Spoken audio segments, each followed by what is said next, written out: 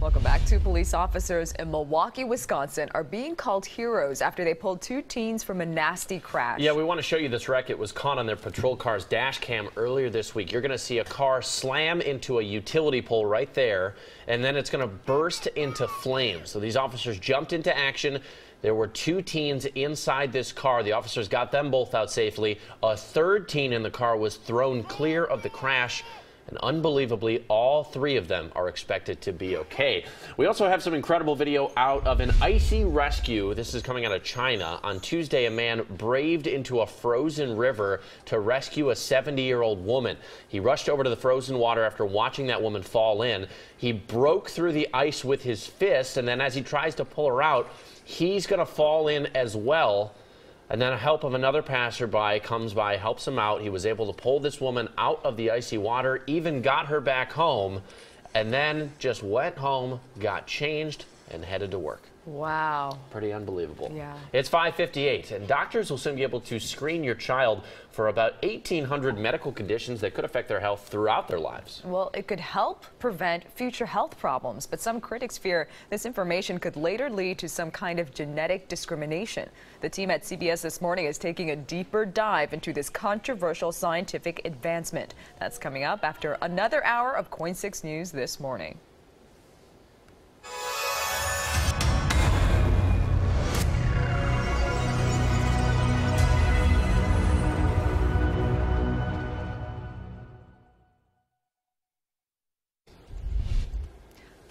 We are live monitoring conditions in the Columbia River Gorge and areas east. We have another update on the wintry weather coming up. Plus, it hurts after you're out there for a little while. The Midwest gets slammed with record cold temperatures. We have more on the deep freeze that is making people bundle up. And a man drives off a pier and into the ocean in the dead of winter. We're learning more about what led up to this strange sight.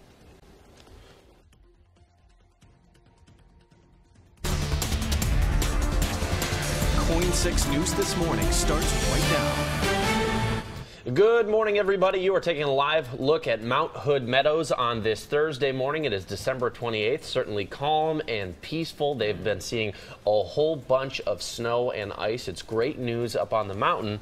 Not so much the case down here, but it does appear that the worst might be over. Thanks for joining us. I'm Trevor Ault. And I'm Molly Park in for Jenny. Let's get a look at your forecast now with meteorologist Claire Anderson. Claire, what's going on? Well, we do have some showers moving into our area along with warmer temperatures. So that is good news, finishing the melting of all the snow and ice we've seen in the metro.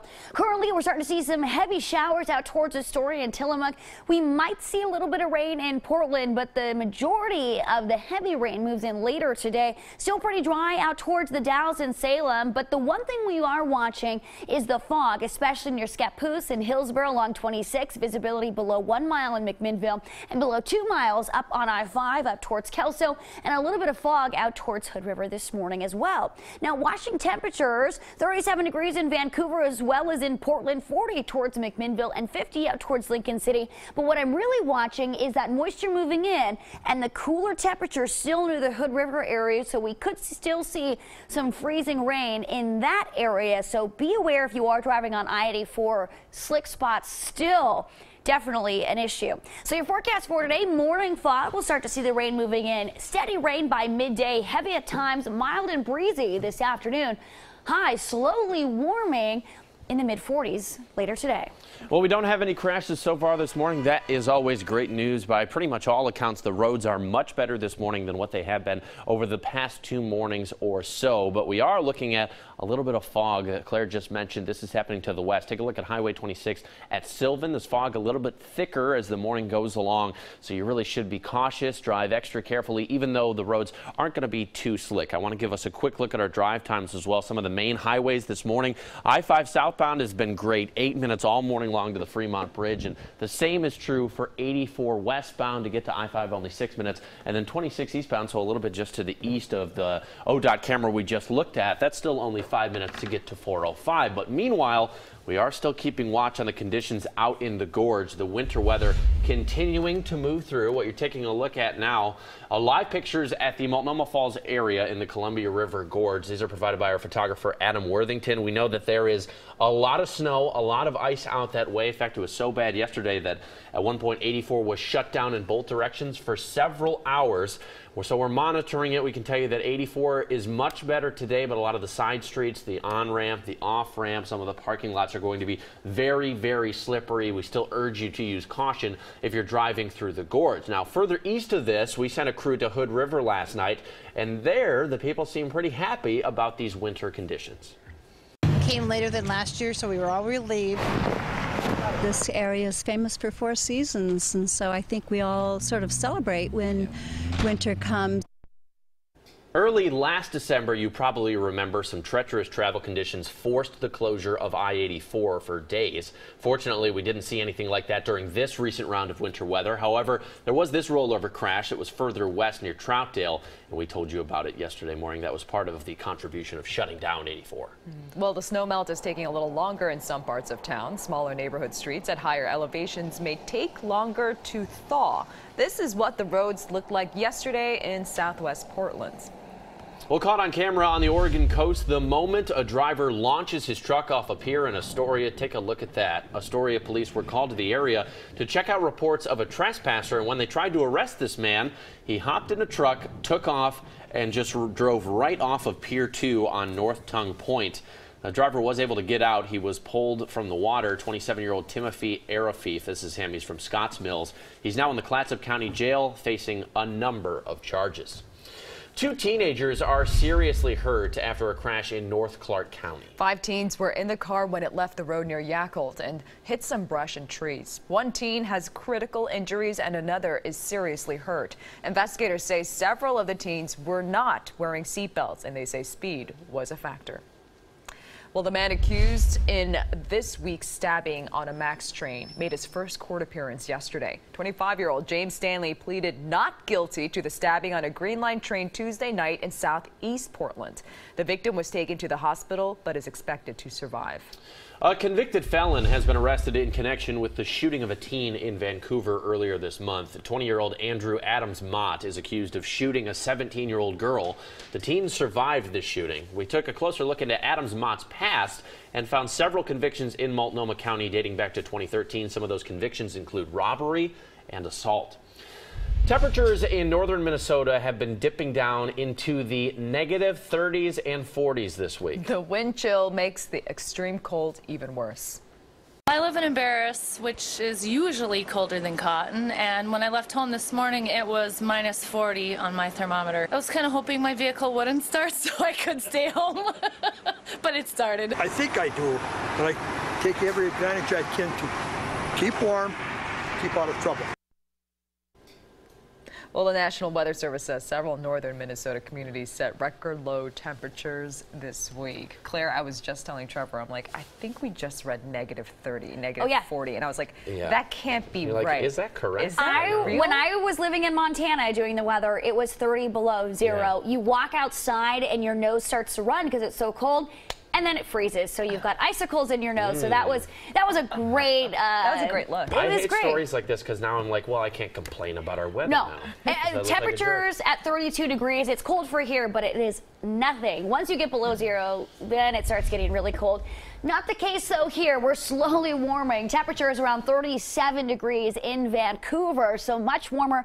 We do have some fog issues this morning, so that will be something we're watching. Visibility is about 8 and 9 in Portland, but once you head out towards Sylvan, Scappoose, McMinnville, visibility is below 1 mile, below 2 miles in Kelso, about 6 in Astoria, and 2.5 miles towards Hood River. Now, temperatures in the upper 30s for Portland, Scappoose, 40 degrees for McMinnville, 43 in Salem, and even in the low 50s out towards Lincoln City. What I'm watching right here are the temperatures between the Hood River area and Portland, because if we do see some of that moisture this morning with temperatures still below freezing, we could see some more freezing rain through the gorge. So be very aware if you are traveling on I-84, you could definitely still see some slick spots this morning. Looking at the rest of the Pacific Northwest, Look, notice that west of the mountains, temperatures are warm in the 40s, and then we really start to get cool. Still Burns, Baker City in the teens, 22 degrees for Pendleton. As the moisture moves east, continuing today, that will turn to snow. Doppler radar today, look at this moisture funnel just moving right into the Pacific Northwest. That will bring us a lot of rain to our area, especially by this afternoon. We are starting to see some showers, especially Tillamook and Astoria. It looks like we're picking up a little bit of rain in the radar. I don't think it's making it all the way to the ground just yet. We have seen over 1/10 of an inch already in Tillamook. Just a little bit in Astoria. No real measurable rain yet for Portland and Hillsborough, but it is coming in the next several days. I think we could see over 1 inch of rain. Here's your rain and cloud forecast for the rest of today. So by around 8:30, we start to see that heavier rain moving in along the coast. It's already there in some spots. By mid-morning, we start to slowly see it move into the metro, and by 1 o'clock, 2 o'clock, 3 o'clock, heavy rain across the entire area. Notice the temperatures are just a little bit too warm to have a lot of snow into the mountains. We'll still see a little bit, but as it moves eastward, we'll see more snow, especially towards Pendleton. Heavy rain continues through this afternoon and into tomorrow as well. It is going to be wet, and we can also see some winds. Winter weather advisory in effect for I-84 from the Dalles out towards Pendleton. So if you're traveling this way, watch for snow as well as for ice. Temperatures today in the upper 40s out along the coast, 49 for Salem, mid-40s for the Bend area, Burns, and 30s, as well as Baker City, Pendleton, the Dalles. Forecast today, mid-40s, so watch the fog. Heavy rain this afternoon. Wet day. Winds pick up, especially tomorrow. Drying out Saturday afternoon and partly sunny for Sunday, Monday. Well, just over the last 90 seconds or so, we had our first crash of the morning pop up. It appears to be in the southeast of Portland. I'm going to look that up, and I'll have that update for you on our next traffic report. In the meantime, I want to let you know about some of these lingering icy road closures. They're all on side streets. This one in southeast Portland, Johnson Creek, is closed between 92nd and Hunter's Bluff. A little bit to the north of that, 69th Avenue is closed between Burnside and Gillum. And then in the Southwest Hills, we've got a couple of them that are still closed. A lot of them because of abandoned vehicles on the slopes. Kingston Avenue is closed between Fairview and Sherwood, and Condor Lane is closed at Terwilliger. Now, here's a look at one of our ODOT cameras on I-5. This is at Delta Park, not far from Victory. You're seeing a couple different people and traffic picking up maybe a little bit heading southbound on the right side of your screen. It does look like a lot of people are finally heading back to work, maybe after taking a couple days off for the holidays, but the good news is our major highways are still doing really great. Basically, 84 out in the gorge is the highway problem that you're going to deal with, and some fog out on Highway 26. All right, Trevor, thank you very much. We're just a few days away from ringing in the new year, so be sure to join us right here this New Year's Eve from 8 at night until 12:30 New Year's Day. We will bring you a countdown to 2018 live from Las Vegas, and we'll also have live reports from the Big Bash at Mount Hood Meadows. So be sure to tune in Sunday night and ring in the new year with us. Okay, the time now is 6:10. We are looking back at some of the top stories of 2017. Plus, workers double as delivery nurses when a woman gives birth inside a neighborhood store. Because she was right there bending like, oh my God, I'm having my baby. Well, coming up, a cook, butcher, and cashier team up to help bring a new life into the world. We have more on how they handled this chaos. And more live pictures from the Multnomah Falls area in the Columbia River Gorge. More news, weather, and traffic right after this break.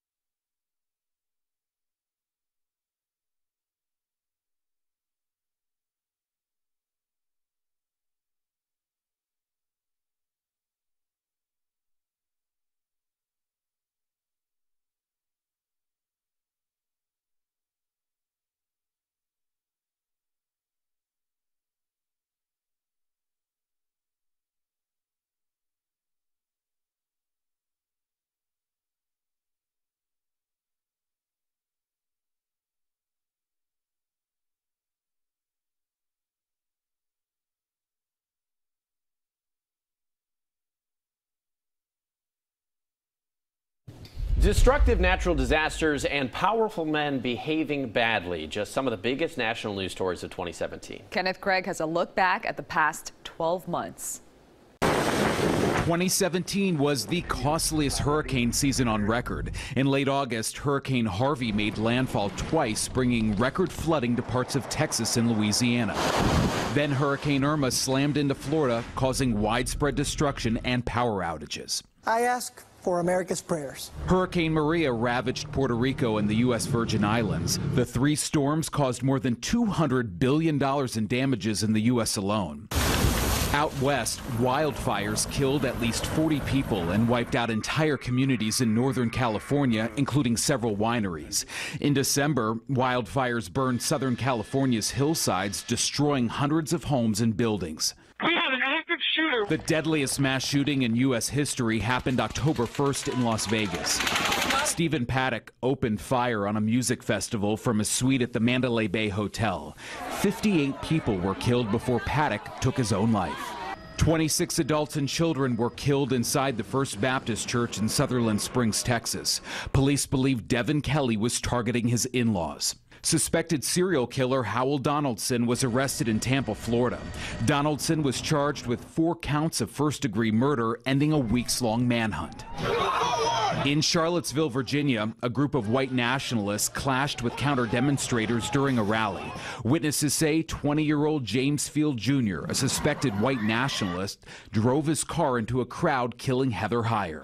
That violence in Virginia sparked calls to remove all Confederate monuments. Some of the 1,500 Confederate statues across the country were taken down, while others were covered up. Allegations of sexual misconduct caused major figures in entertainment to lose their jobs.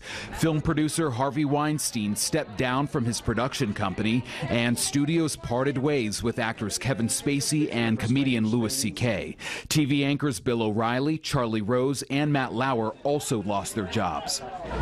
A Pennsylvania judge declared a mistrial in the sexual assault case against comedian Bill Cosby. His accuser, Andrea Constand, testified that Cosby gave her pills and assaulted her. Dozens of NFL players were chastised for taking a knee during the national anthem. The players wanted to bring attention to racial injustice in the African American community. Thank you. O.J. Simpson was released from prison after serving 9 years for armed robbery. And darkness descended in the middle of the day in August, and all eyes look towards the sky for the total eclipse of the sun. It won't happen here again until 2024. Kenneth Craig, CBS News. Yeah, listen to this. A California woman walked into a neighborhood market to get a drink this week and then came out with a newborn baby. She gave birth while she was in the store. Surveillance video shows the entire thing unfold in the span of just a few minutes. A butcher, a cook, and a clerk rushed to help the woman. So then I started like listening to her screaming.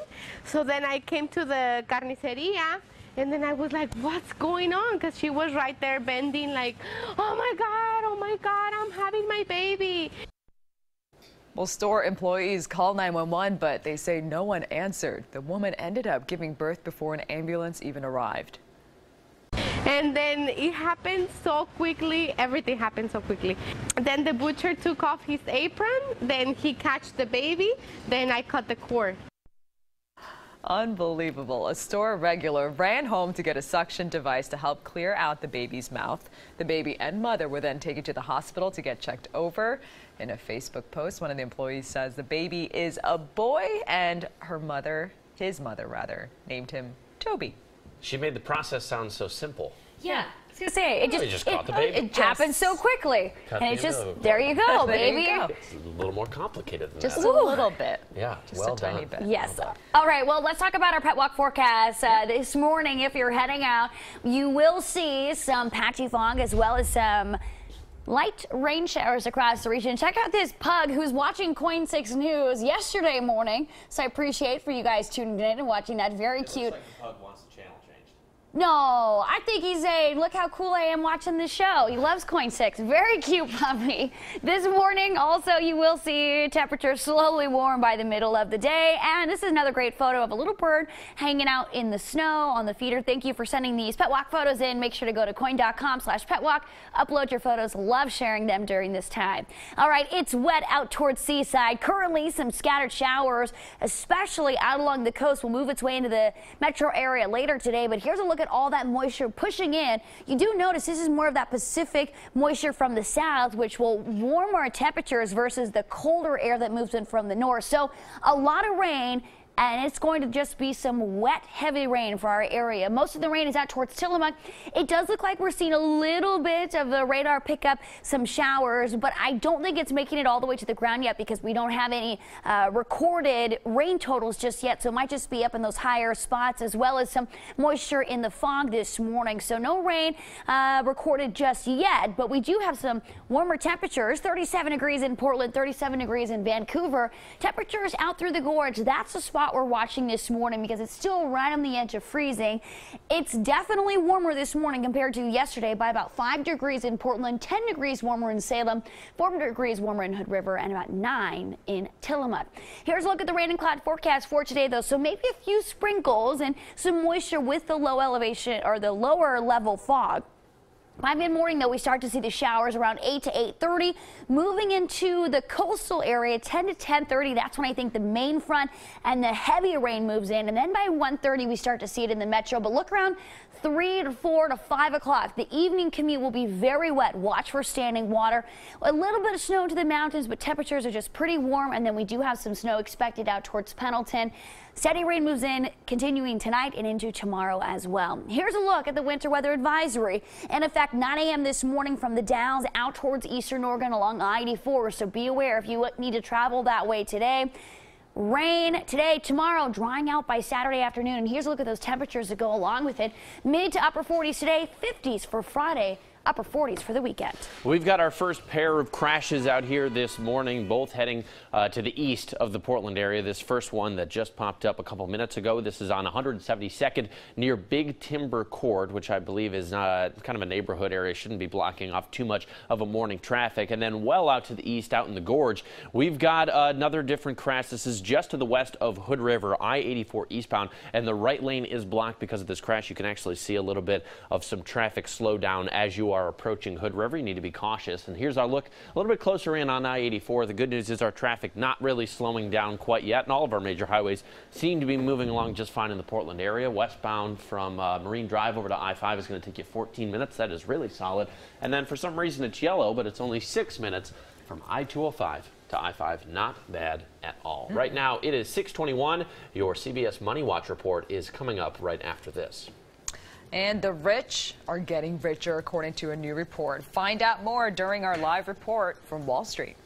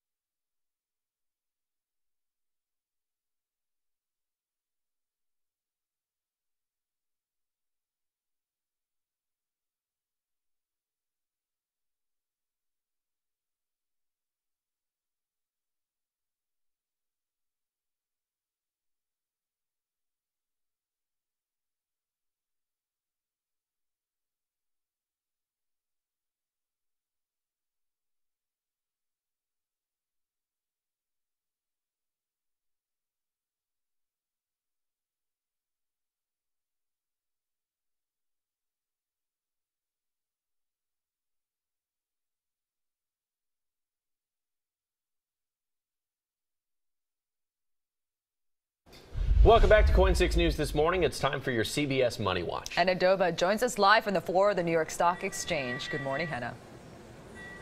Good morning, Eileen. Good morning, Trevor. For stocks, it was a quiet day here on Wall Street. Energy stocks fell along with the price of crude oil. The Dow Jones gained 28 points. The Nasdaq finished 3 points higher. The world's richest people are only getting richer, to the tune of $1 trillion in 2017. That's 4 times last year's gains. That's according to the Bloomberg Billionaires Index. Amazon's Jeff Bezos saw his fortune grow the most, knocking Microsoft founder Bill Gates out of the top spot he's held since May of 2013. Tesla founder Elon Musk is promising his company will start manufacturing an electric pickup truck. The Tesla pickup is expected in about 2 years. As soon as Tesla releases its SUV model, Tesla CEO Elon Musk tweeted the Tesla pickup will be slightly larger than the Ford 150 to make way for a special feature that he calls a game changer. Guys, so far no details on that game changer. We'll see about that. So, okay, Henna, for all the chefs out there, one of them could apply for a position fit for royalty. That's right. The salary, however, is $27,000 a year, but you get to live at Buckingham Palace. Queen Elizabeth is looking for a chef. Now, previous chefs note that Queen Elizabeth loves fresh fruit and chocolate, but she's banned garlic from the royal kitchen. Absurd. That's really dumb. But $27,000 a year. That's it. That's so low. Are you're gonna have work for the Queen and have to have a side hustle? Probably. You're going to drive for Uber? Well, you live at Buckingham Palace, so no rent, and all your meals That's are paid true. for. You I don't know know if that balances out, but food and rent is paid for. I don't know. I think the Queen could afford a little bit more than that. Well, the Queen's not paying for it. I'm For the with ya. taxpayers. Well, the paying Queen for it. should say something about it at least. I expect better from the Queen. I'm disappointed in the Queen, Hannah. I'm sure she'll get that message. We should tweet her. Does she Yeah, have a please. Twitter Yeah, account? if you could pass that along to the Queen, tell her that I'm upset. Thank you. Okay. You know, I don't know if I'd want that job. No? No, the stress of it all. What if she doesn't like what you cook? That's true. It's too stressful. Too stressful. Too stressful. And she's so cheap. Ugh. The time now is 6:27. You're watching Coin 6 News. We continue to keep an eye on the conditions out in the gorge. We have another update on the winter weather coming up in just a few moments. Plus, Come on, come on, come on. Police officers risk their own lives to rescue 2 teens from a burning car. We have more on the dramatic body cam footage coming up.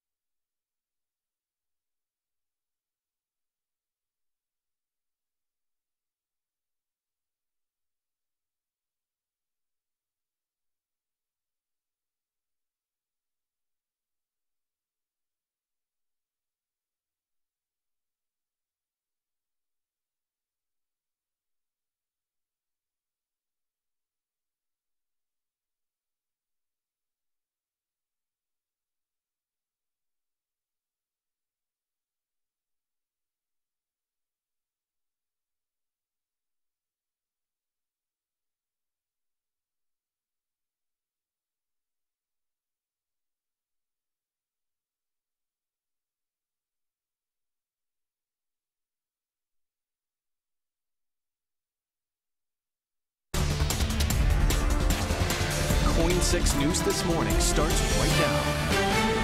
6:30 right now. You are looking at a live picture of Mount Hood Meadows. It's been an incredible couple of days of skiing and snowboarding. We hope a lot of you can make it out today if you have the day off. Thank you for watching KOIN 6 News. I'm Elaine Park in for Jenny Hansen. And I'm Trevor Auld in for Ken Body. It's certainly going to be crowded over the next couple of days there, rightfully so, because we've earned it with the weather that we've had over the past couple of days. Let's get to meteorologist Claire Anderson with what we're dealing with today. Good morning. We do have some showers moving into our area, slowly pushing in along the coast. You can see the Doppler radar here. The rain is especially out towards Tillamook, slowly making its way to the Portland metro area by mid-morning today. We're also dealing with some fog issues, quarter-of-a-mile visibility, Hillsboro, McMinnville, as well as in the Scappoose area, all the way up by 5 towards Kelso. Some dense fog through Vancouver as well as in Portland and out towards Hood River this morning, so watch for that. The good news is temperatures are warmer, so no freezing fog for Portland out 26. But if you are driving through the gorge, we still have some freezing conditions there, so be aware,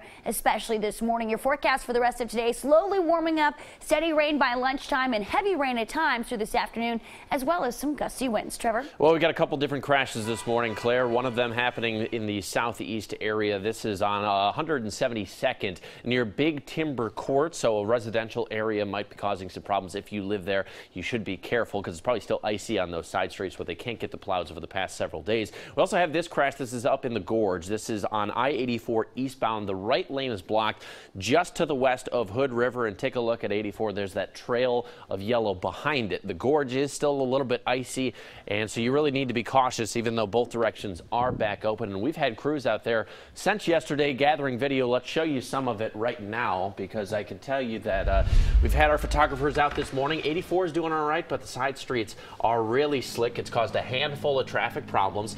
The people who live in the Hood River area, though, where we just saw this crash, they are pretty happy actually to see some winter weather. Came later than last year, so we were all relieved. This area is famous for 4 seasons, and so I think we all sort of celebrate when winter comes. Now, you probably remember early last December, treacherous travel conditions forced the closure of I-84 altogether. Fortunately, we didn't see anything like that during this recent round of winter weather, but there was this rollover crash. And further west near Troutdale, we told you about, that was where it happened yesterday. For a little bit, 84 was totally shut down again. Back open, but still be cautious. Well, we now know more about the man found dead after a chase and shootout with deputies in Clackamas County earlier this week. There's new information about a man killed in a shootout with deputies in Clackamas County. 44-year-old Nathaniel Fritz McLevy was found dead behind a barn on his property in Boring early Tuesday. Well, he died from a gunshot wound.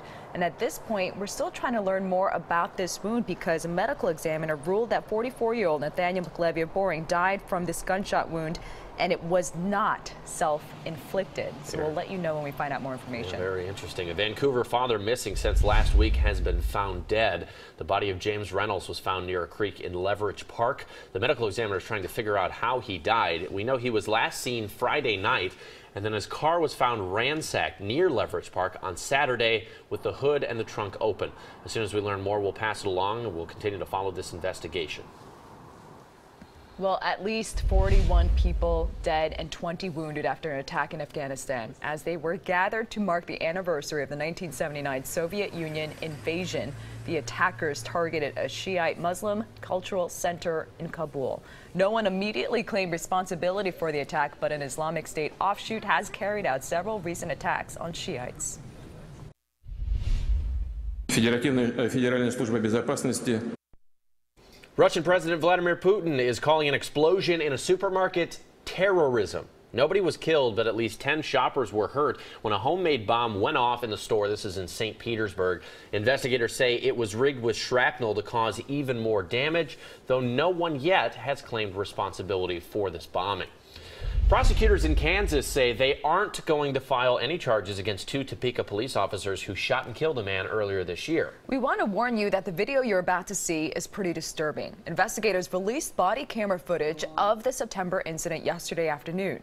They say 30-year-old Dominique White had a gun when he ran from officers who were trying to take him into custody. Well, the officers fired on him as he was running away.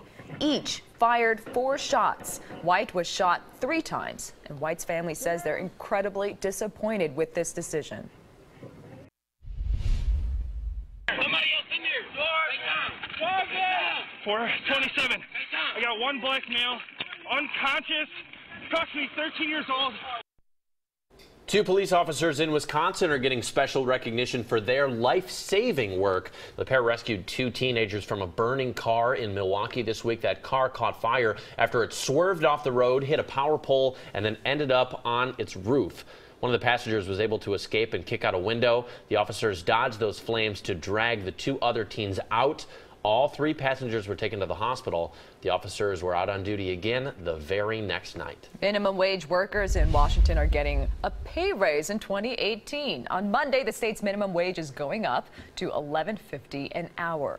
It's all part of a rollout that will see several more minimum wage increases over the next few years. In 2019, state minimum wage will go to $12 an hour before settling at $13.50 in 2020. Well, there are changes coming to the tax code in just a few days. A lot of changes at the beginning of 2018, and those changes have the potential to affect charitable giving. The standard deduction for single taxpayers is jumping from $6,350 up to $12,000, and for married couples, it's increasing from $12,700 up to $24,000, almost double. And that change has the potential to dramatically cut the number of people who itemize their deductions. Without itemizing, people who contribute to charities for the write-offs will no longer have that incentive. And that's important because experts say 82% of charitable giving comes from those people who itemize. As a result, charities are expecting a $20 billion drop-off in donations in just the next year. And charities in the metro area are now putting out a call for help because of these changes, because they're really anticipating that drop in giving. Our Cor Harlan is live this morning to explain how you can help Goodwill. Hi, Cor. Well, they need donations, and people need donations to get those itemized deductions up, get the amount of itemized deductions up, and it's the last year you can do that. And amongst the things that are being brought in here for donation, this beautiful set of headsets that I can't really hear anything out of, and the old Disney pocket fisherman right there. I'm not sure if actually Disney made a pocket fisherman, but they do right now. So Dale Emanuel is, of course, with Goodwill, and thank you for having us out this morning. Oh, thank you. This tax situation that they've just talked about is a pretty significant tax situation because the standard deduction is going to double in the next tax year.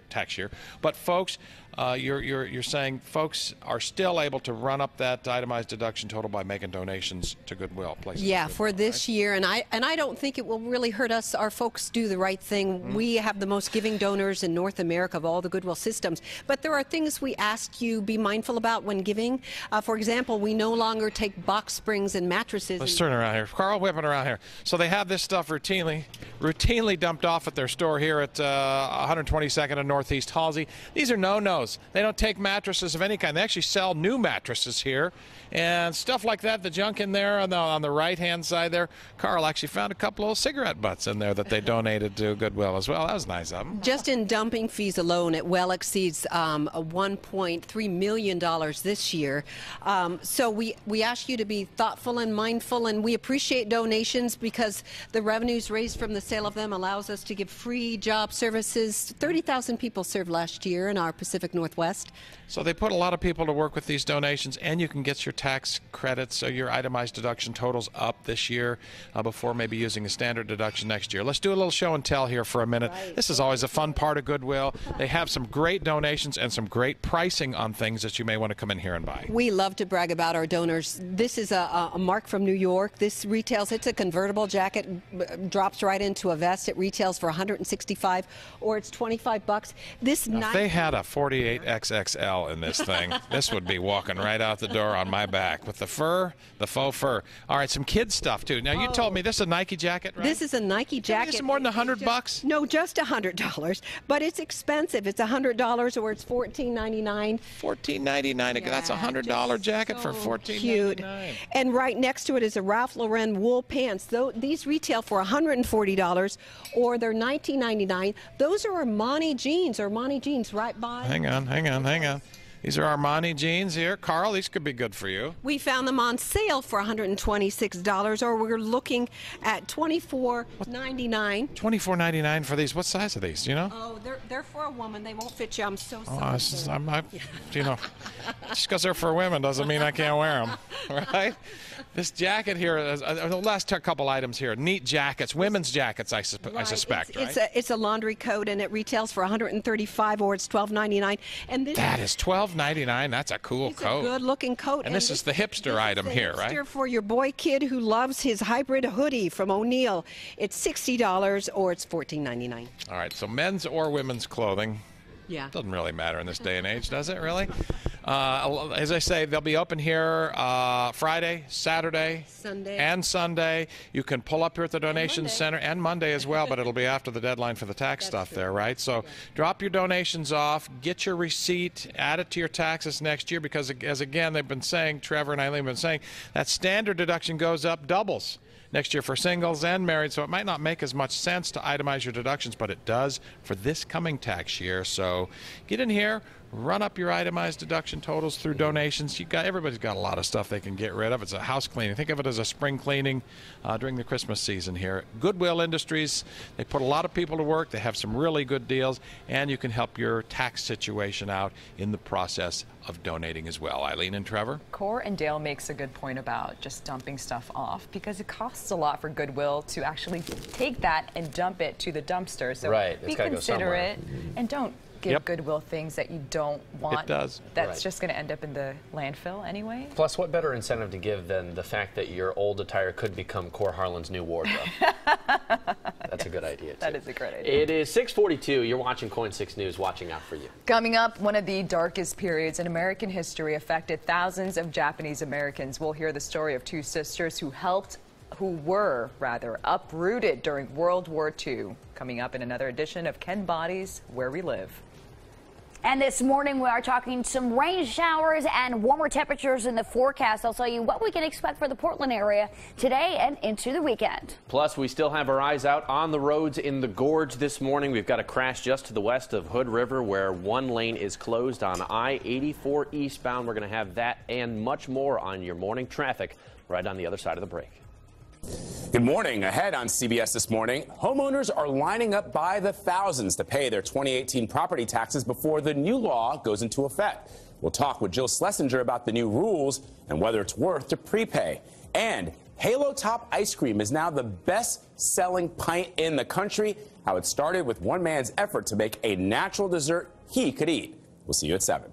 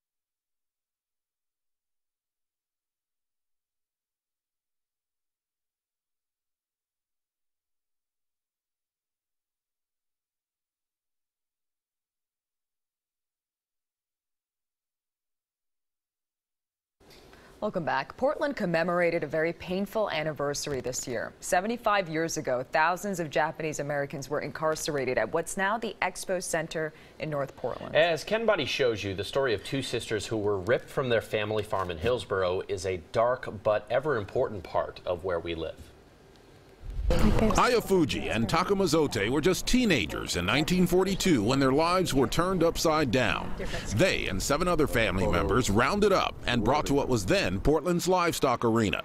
This would be their home for the next several weeks. For our parents, it must have been pretty traumatic. We've never moved from our home in Hillsborough, and so I felt it was quite an adventure, not realizing, our parents, my mother cried. She didn't want to move.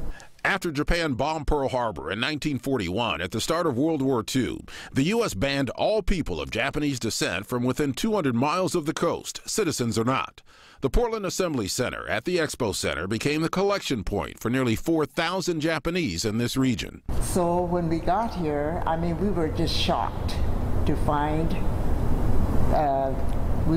saw all these people, and the living conditions were something, but we adjusted to it as much as we could. I really felt this is what we have to do and endure it. Most were sent to concentration camps in Idaho or California until the end of World War II in 1945. Aya and Taka's family were lucky. Since they were farmers, they went to Eastern Oregon, ironically to fill the labor shortage created by men going off to the war, a painful history rarely acknowledged. We never really spoke about it. But they do now. Well, I feel that this should never happen to any other race or religion. Ken Boddy, KOIN 6 News. We want to switch gears now and take you out to our latest traffic reports. We've had a couple different crashes. The one to the southeastern part of Portland has already cleared this morning. And I want to bring you back out to Hood River because one lane is still blocked on I-84 eastbound. This is just to the west of Hood River, not far from the exit ramp back onto Highway 30. And so you should be cautious there, especially in the gorge, because there is still a little bit of lingering ice. 84 is definitely better than what it was yesterday, where we saw some major closures and a bunch of crashes. Still want to urge caution, though. And then another problem this morning is some fog. This is to the west of Portland, Highway 26 at Cedar Hills Boulevard. Take a look at that as traffic definitely is picking up. More people making their way in this morning, and we urge everyone, even as it's better, it's definitely improved, and it seems like the worst part is over. Take your time, maybe give yourself a couple extra minutes because there's still going to be some sleepy people shaking off the holiday. So for more on what you can expect outside of just the fog, but with everything else, let's get over to meteorologist Claire Anderson with the weather. Good morning. Well, we are looking at some showers moving in along the coast. It was raining pretty good not too long ago out at Seaside. Looks like we're getting a little bit of a break, but we're definitely seeing warmer temperatures this morning. So I want to start with that. Out along the coast, some spots are already in the 50s. It does look like we've cooled down just a degree or two. Oceanside, Lincoln City, as well as in Cannon Beach and Seaside in the upper 40s. All of that this morning. 46 degrees in Tillamook. Good news is the metro area is above freezing this morning. 38 in Hillsborough, 39 in Beaverton, low 40s in Lake Oswego. So the ice and the snow is slowly melting. It will continue to warm throughout the entire day. It really won't cool down much overnight. 37 degrees currently at PDX in Vancouver, 39 in Gresham. We're really watching these temperatures in Troutdale as well as in Washougal. We're at freezing in Washougal. Still temperatures right around or at or below freezing through the Hood River area. So if any moisture does fall this morning before the temperatures warm up, we could see another round of freezing rain. Sandy is warmer, 39 and 34 degrees at Government Camp. Out towards the central part of the state, 25 degrees in Madras and Redmond, 43 degrees for Salem. And look at our 24-hour temperature change. About 5 degrees warmer at PDX, 10 degrees warmer in Salem, and 4 degrees warmer in Hood River. So that is good news. We are slowly climbing this afternoon. Now, we are watching a wet system pushing into our area, the specific moisture coming from the south, which means warmer conditions. That will bring us quite a bit of moisture today and through tomorrow as well. Rain totals could soar the next several days, getting about an inch of rain at least for the Portland area. Looking at this Doppler radar this morning, it does look like we see some showers out along the coast. We might see a little precipitation out towards Portland. I think the radar is having a hard time deciphering what is the low fog and then the actual rain. So you might see a little bit of fog and mist out towards Battleground. Along 26 this morning, we'll see the steadier rain move in later today. The reason I think this is because the rain totals aren't accumulating just yet. The rain is out towards Astoria and Tillamook. It will slowly make its way into Portland by later today. I think midday is when we see the heaviest rain, and then that continues through the afternoon. Now, here's a look at the fog. Low visibility out towards Hillsborough, McMinnville, 1/4 mile visibility down towards McMinnville, 2.5 mile visibility in Hood River. Now, continuing around the rest of the state, we do have a little bit of fog. Looks like better conditions towards Tillamook, but still some there. Clear in Madras, and then we are seeing some fog issues along I-84 towards Pendleton. Rain and cloud forecast for today. So this morning, our main moisture moves in along the coast around 9 o'clock. It will slowly pick up by around lunchtime. Then by the afternoon time, we see some heavy rain right through the metro area. More rain out along the mountains. And then for eastern and central Oregon, we could see some snow, but definitely heavy rain tonight and into tomorrow. Starts to let up by Saturday morning. We do have a winter weather advisory in effect starting at 9 a.m. this morning until 10 o'clock tonight. For the Dalles out towards Pendleton. Snow as well as for ice is expected. Here's the rain chances for the next several days. So wet Thursday, Friday. Some rain chances in the morning, but drier conditions as we end 2017 heading into 2018. Temperatures warm to the 50s tomorrow. We'll have more coming up after the break.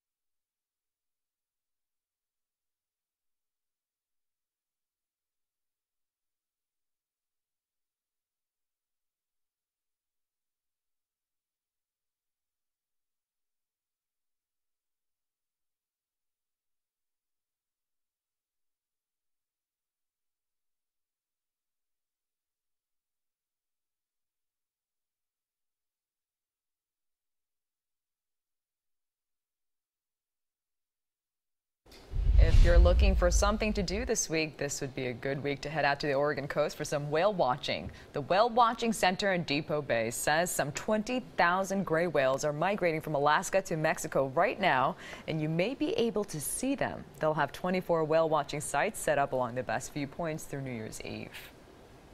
I think it'd be good weather to go this weekend. We start to dry out, but today, as well as for Thursday, we'll see very wet conditions, especially by this afternoon. Wet and windy weather for Friday. Some chance of rain for Saturday morning. Then we'll be drying out. It looks like we could see some dry time Sunday as well as Monday. Temperatures cool a little bit as we see drier conditions, but moving away from those freezing temperatures. Nothing really major bothering us out on the roads right now. We do just have a new stalled vehicle. This has popped up on the western side of the Ross Island Bridge. And so this is westbound traffic. Just one little vehicle probably going to be blocking a lane there as they get the stalled vehicle out of the way. Still, you should be careful if you're heading on over to the western side, specifically southwest Portland. And we've got a couple different ice closures. And then way out to just to the west of Hood River, we've had this crash in the gorge. We've been telling you to be cautious as you drive through. One lane has been closed there. We've got a photographer kind of gathering some information. I'll have an update on that in about 25 minutes. Although the weather's better, still use caution when you're out there because there are some spots that can still be icy. Yeah, definitely. Never can be too safe. Don't go anywhere. CBS This Morning coming up in just a few minutes, and then we'll see you back here at noon.